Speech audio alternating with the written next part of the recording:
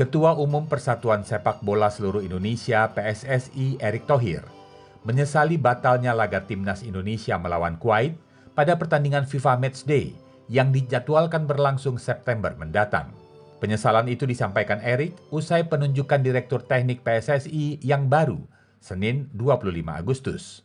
Pertandingan Indonesia melawan Kuwait semula dijadwalkan untuk menjadi bagian penting persiapan timnas menjalani putaran keempat kualifikasi Piala Dunia 2026 zona Asia yang mulai bergulir di bulan Oktober nanti.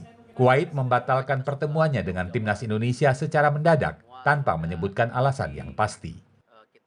Kita sudah jauh-jauh hari, semua sudah terkunci.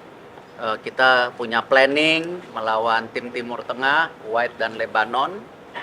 Nah, awalnya kami juga boleh bertafsir buruk ya. Ini ada sabotase apa lagi, mau uji coba aja susah sekali gitu.